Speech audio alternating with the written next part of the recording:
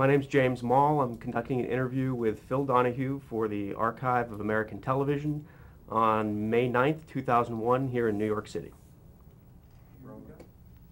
So, starting with the very early days, let's talk about where you were born, a little bit about your upbringing, who your parents were. I was born in December of 1935, making me on this date in 2001, as we speak, 65 years old.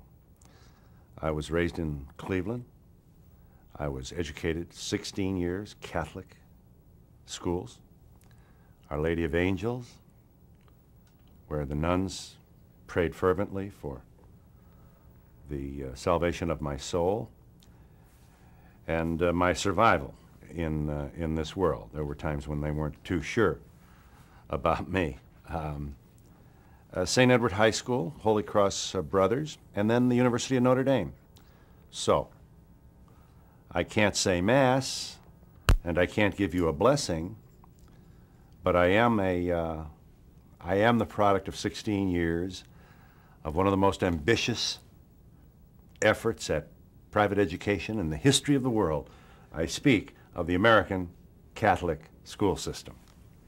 So I hear a slight hint of sarcasm in the discussion of the Catholic strict upbringing. What were your feelings about it at the time, and what are your feelings about it now? Well, first of all, I was a very good Catholic. I really was. I felt very, very grateful. I was a member of the one true church.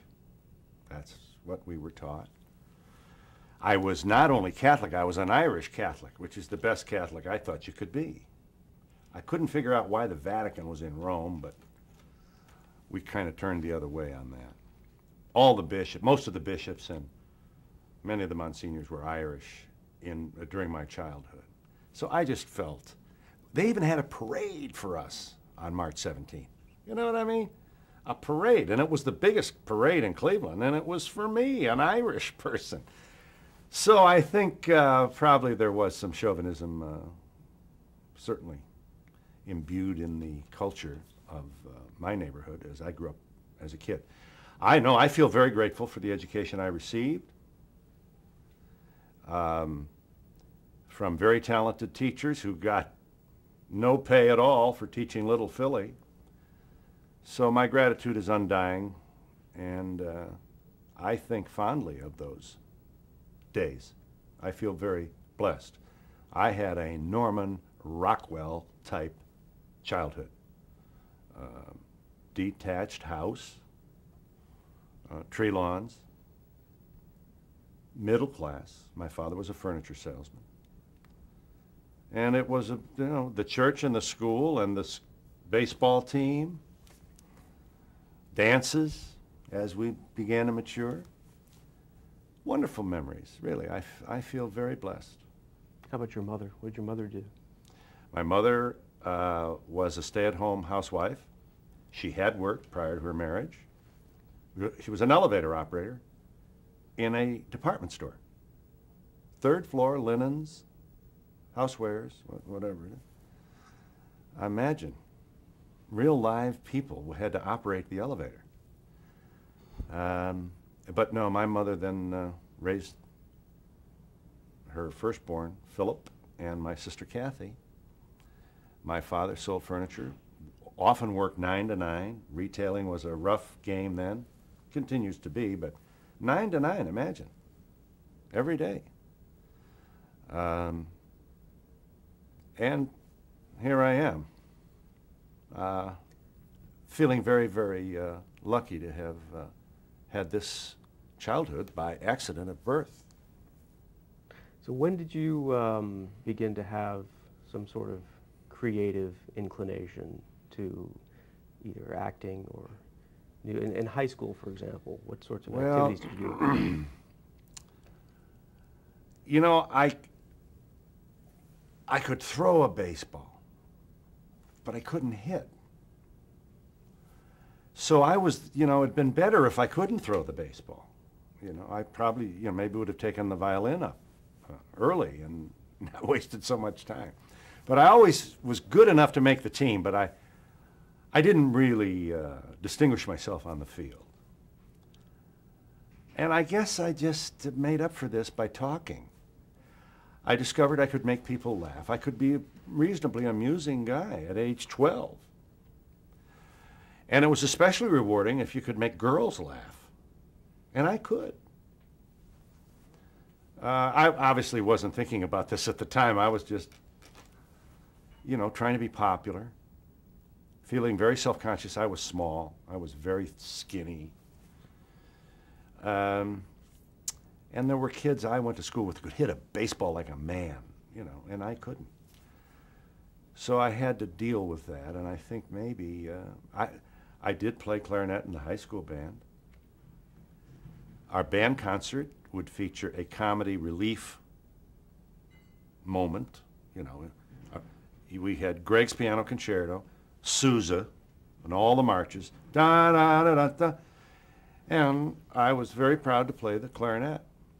And then to introduce some comedy in the band concert, I was asked to get up and get the laughs, and I did, and it was fun, and you know, I felt kind of popular. It was wonderfully nourishing emotionally. So when the opportunity to be to work at a television station arose, I grabbed it, and it happened in South Bend at my alma mater, Notre Dame. Notre Dame built NBC for South Bend on campus, not the student station, a real live commercial television station, which continues to this day and is owned by the university. And I worked there for $1 an hour. Mics, and I was an audio man, and I would erase the blackboard for the weatherman, so he would be nice and clean for the next show. And blackboard, imagine, 1955. I first found myself in a booth, and I would hold my ear. And I would, you know, I sounded like Henry Aldridge, I'm sure. But I held my ear, and I would say, Channel 46, South Bend. Oh man, I was good, really good. So being surrounded by this must have had a huge Fabulous. impact, and Fabulous. it put ideas in your head as to Oh what. yeah, I mean television, live. Ooh. My first time on camera, I did the pigs, as we called it, 5:30 in the morning, barrows and gilts, and the cost and the price, you know, the farm report. I had no idea what I was talking about, and I'm sure we didn't have. You know, we had maybe 8 viewers, and 6 of them were working at the station. You know, I mean, it was 5:30 in the morning, the farm report. But I was on TV. Hi, Mom. Let's just backtrack a little bit to the first time you saw television. Do you remember that? Yes, I do. It would have been Channel 5 in Cleveland. And I remember most, I don't, we had our share of local programs, black and white television, 1949, 48, 49. And it was a Scripps Howard television station, and their logo was the beacon, the lighthouse, and the light would sweep across the screen. WEWS, Channel 5, first in Cleveland. Boy, I thought that guy had a great voice, and I would watch this. And I was to later learn that the beacon, or the lighthouse, was very much a part of the motto of Scripps Howard newspapering. Give people the light, and they will find their own way. That is the Scripps Howard motto, and it got into my head very early on, because there was a building no longer in existence in downtown Cleveland, on which, at the Cleveland Press, on which that motto was etched. Went almost a whole city block. Give people the light, and they will find their own way. Wonderful idea. And I don't know whether, is that my first stirrings of speech and First Amendment, and you know, I thought I had all the answers then. And as I got older, I realized that I obviously didn't have all the answers, and I had 100,000 more questions, but asking the questions was more exciting than thinking I knew the answers. It was a wonderful epiphany for me. Do you remember your first impressions of the technology of television? Well, I remember when the first videotape machine arrived at KYW in Cleveland. which at the time was owned by Westinghouse. Not to bore you, but later on there would be a switch with Philadelphia. Westinghouse and NBC switch stations to redress a grievance that's arcane and not important. And they come in with this machine, Ampex, A-M-P-E-X. And it had huge, now remember, I was familiar with the reel-to-reel audio on the big reel with wind. And here were thicker tapes. They were about this wide. And a technician would put this huge reel on this Ampex machine, thread it around on the other side, and push a button, and there was a picture. And then they put the camera on me, or I forget who, and the only time it took to see the picture was the time it took to rewind it. We had done to video what I knew we could do with audio. I will never. No waiting, no waiting, no processing. Perfect. The only time it took to see what we just recorded was the time it took to rewind it. That may sound very mundane in the new age of technology, but for this kid from Cleveland in this would have been, I want to make sure I get this right, this would have been 1957. Summer of 57. I was a replacement announcer, a vacation replacement announcer at KYW in Cleveland. And I saw my first videotape images. It was breathtaking. I couldn't believe it. How do you do that? How do you do that? Actually, you see the picture that we just took a pic? I was overwhelmed by that. Was the videotape used then primarily for taping live shows, or was editing happen? When did editing begin? I don't know. I'm not sure when editing began. I believe that the tape machine at that time was used mostly for commercials, recording commercials. Used car lots, come on down type, you know, people screaming, and we've got a deal for you, and the price of the car would be taped. And then the tape would be ready for air whenever it was scheduled throughout the... So it was a very convenient and money-making instrument for recording commercials. And we had no mobility. There were no so-called ENG trucks. We didn't have little vans that you go out, and that came much later. And also, this was pre-satellite. Sputnik had just gone up in 57. You know, a little beep, beep, beep. First piece of space junk, Sputnik. Never before, 1957. So while the Russians sent up Sputnik and absolutely stunned the world, I was in a control room marveling at my first experience with videotape. So how did your career progress from there? Well, I immediately went from Notre Dame to my own hometown, Cleveland. I mean, I thought I was hot stuff. Imagine, the day after I graduated from college, I'm working at Channel 3 in Cleveland. I don't know, at the time, I think we were like the 10th, 11th market in the nation. And I just thought, boy, oh boy, I am. Comes October and all the vacations are over that I was pinch hitting, replacing, and I was out of there. I couldn't believe it. Out. They didn't need me anymore. My first look at the cruel real world of commercial television. And I wound up in Adrian, Michigan as a news director. News director. I was a college graduate. I had some experience in South Bend and in Cleveland. And now I'm in Adrian, Michigan. Covered my first murder. Incidentally, I was the news director because I was the only person in the news department. Covered my first murder, City Hall. And I remembered how powerful I was. I couldn't believe it.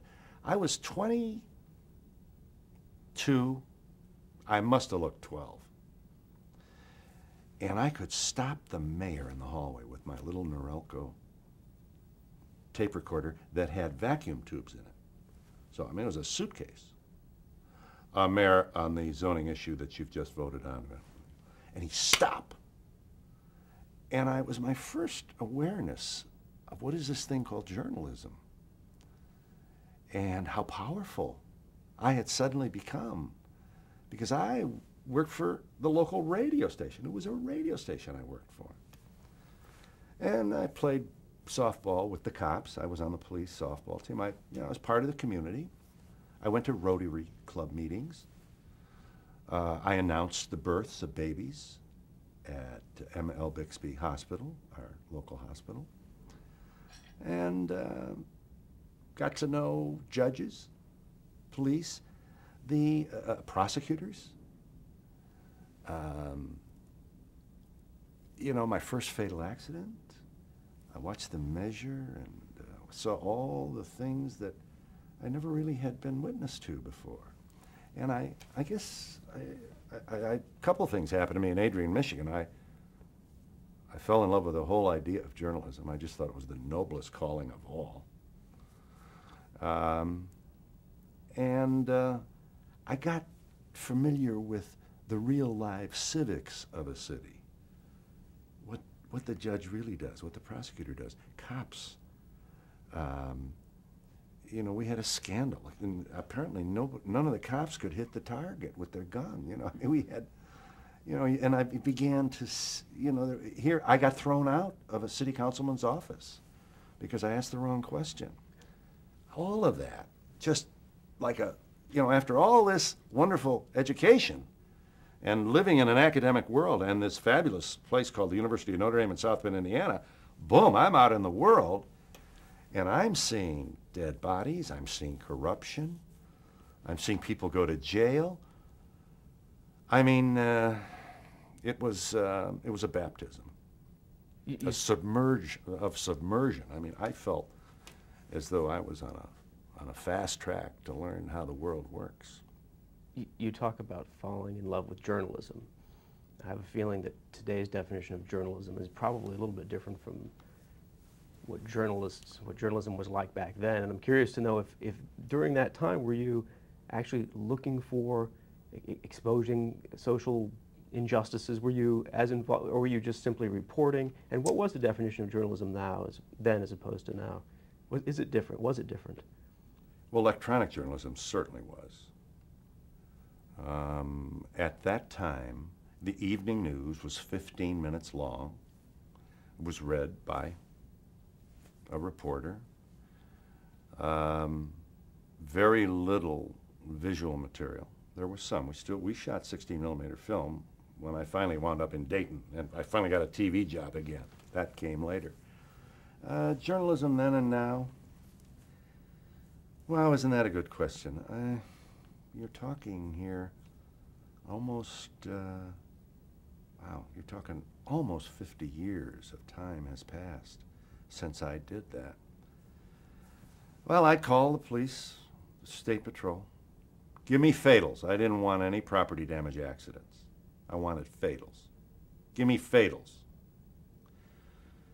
And it was around that time that I began to think, fatal is a better story. I felt very uncomfortable about that. And I began to see that journalists get more pumped according to the magnitude of the story. And if it's a horror story, or if it involves death and, the worst things in life, it's a better story.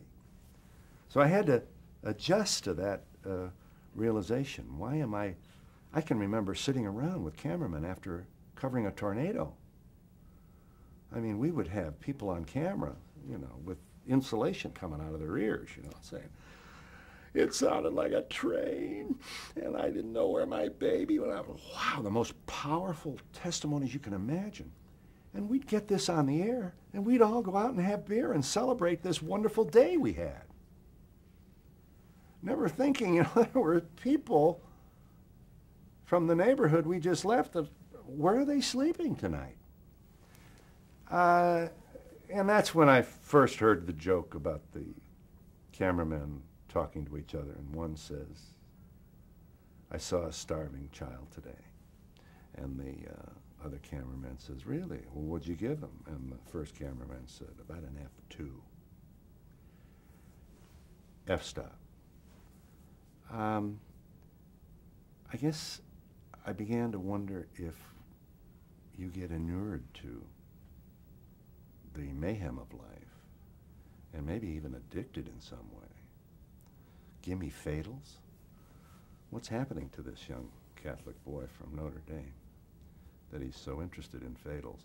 So these were just this is a moment of wonder and self-examination that I went through. I don't know, I'd have to think more about the differences in the last 50 years. We can come back to it at the end. What about your personal life at this time? Single still? I was, no, I graduated from Notre Dame in May of 1957, and I was married in February of 58. I had been dating my wife-to-be. And we had 5 children in 6 years. I used to brag about that till one day it occurred to me that it didn't take a hell of a lot of talent. And I was raised by a woman who never missed a bed change or a meal. I had been waited on and taught by nuns. Women were very much authority figures in my childhood as I grew. And I had pretty much adopted the culture of the 50s, which was mother stays home and bakes cookies, and daddy goes out and brings home the money so we can buy more cookies next week. That was the model. That's the world in which I was raised. And you can imagine the surprises that I was in for. Not only me, but all the others who had been raised in this wonderful mom, dad, Sis, and Junior, and the dog Spot.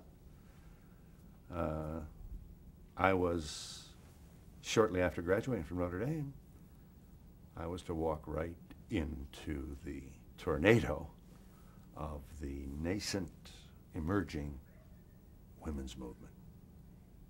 And women were looking at me on the air and saying, children in this country get too much mother and not enough father. And I can remember feeling very uncomfortable because they were certainly talking about me. I was always working. And, since that time, we've had more than a few discussions about roles and what's good for kids and how we shall shape our family life here in good old USA. When did you leave Cleveland? Well, I left Cleveland. I left Cleveland in August. I'm sorry, in October, to go to Albuquerque to get married. That's where my wife-to-be got married. Worked in a bank, couldn't get a job in broadcasting. And I was a teller for the Albuquerque National Bank. And the phone rang, I wrote, and to KYW. I had been there. I went from what I thought was stardom. I was on TV doing the weather and sports, and I was replacing all the announcers in Cleveland. So I went from what I thought was the top of the hill, my own hometown, to a teller in the Albuquerque National Bank. So I was early on treated to the indignities of the commercial world. But I was hired the next summer. I said, have wife, will travel. They said, come on, you got the job. So we put everything we owned in the back of the Chevy and drove to Cleveland. And I did it a second time. I was the summer replacement announcer again. And the second time, nothing happened. I couldn't get permanent work. And that's when I went to Adrian and discovered journalism and how powerful I was with a little tape recorder. And we'll pause here. Change the tape. Terrific.